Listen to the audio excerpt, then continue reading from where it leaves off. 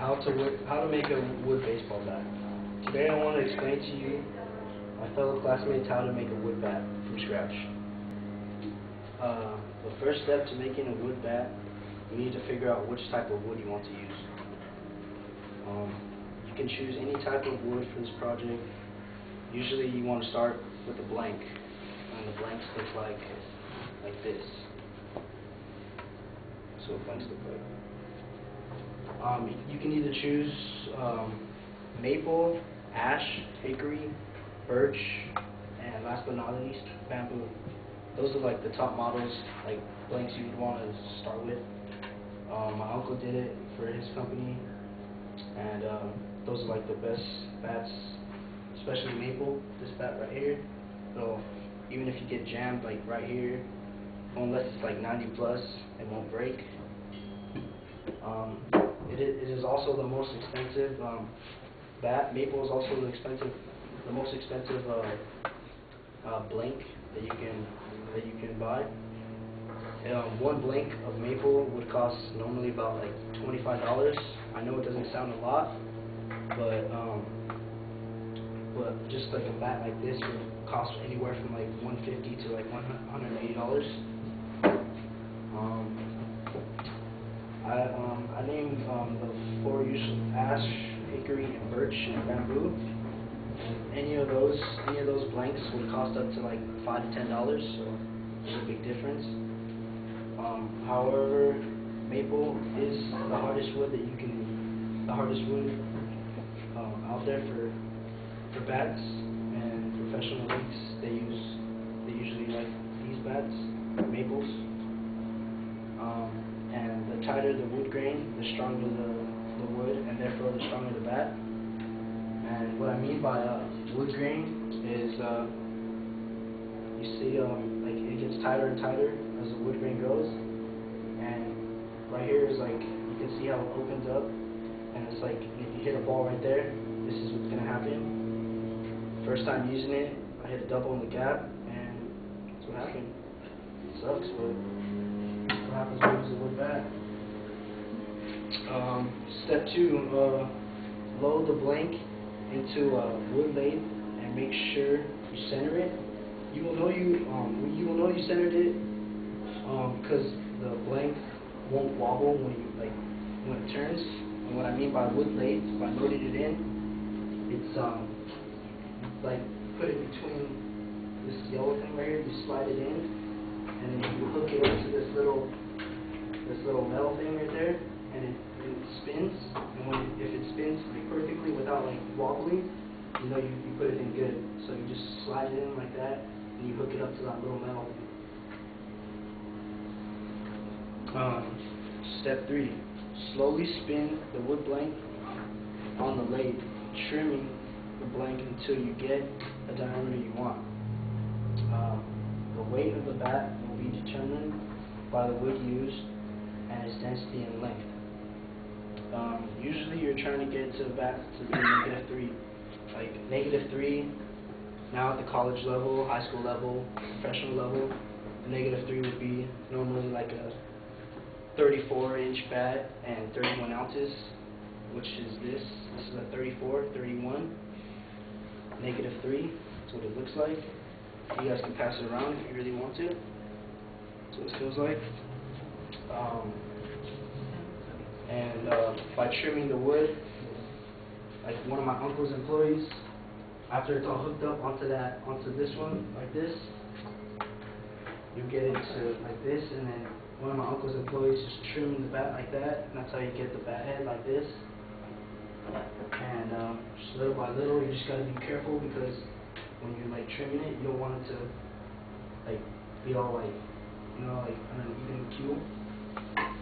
And step 4, take a skew. This is like one of the finishing tools that cuts and smooths the wood. Use another bat as a model so you can get the shape you want. And step 5, after you're done with step 4, you're going to use an electric sander. An electric sander is this. Like, you just take the bat, like when it's all like smooth, like you just like smooth it with this thing, smooth it until it gets really, really smooth, until like it's like slippery, like this black part right here. And that's basically what you do right for that. And then after that, after you've done smoothing it with this thing right here, you want to sandpaper it. You want to use sandpaper like another picture like this. Get it even smoother. And the last but not least, another finishing touch is you have to use a spray coating, like just like to keep it. It's called Varathane spray. I think the mom called it. Yeah. I don't know. Anyway, you like. He said that you like spray it for like 40 times, like around the whole bat. You know, make sure like it's like to keep the moisture inside the bat, so like it won't break. And then after you just let it rest for like 2 days with that spray on it. And then after 48 hours, you spray it again. And then you smooth it down like even more. And then after all that's done, you get to choose what kind of color you want. Like I chose this color for my first bat, and bro, it's messed up. No. And then after you're all done with choosing the color you wanted, this is what the bats should come out to be when you're all done. And that's basically what I have.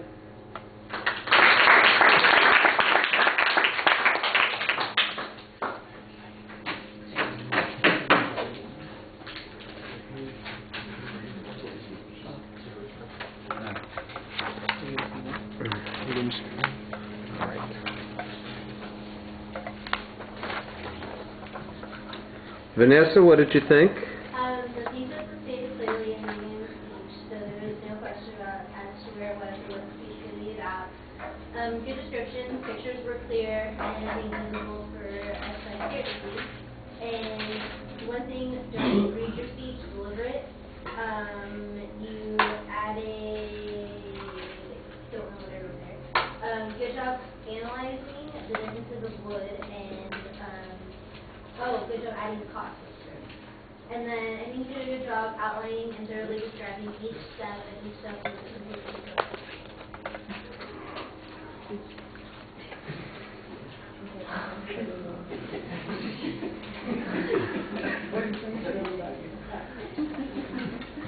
All right.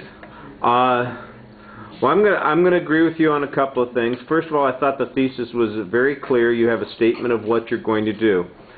But there is no preview of what the contents is going to be, and that's a little bit of a problem.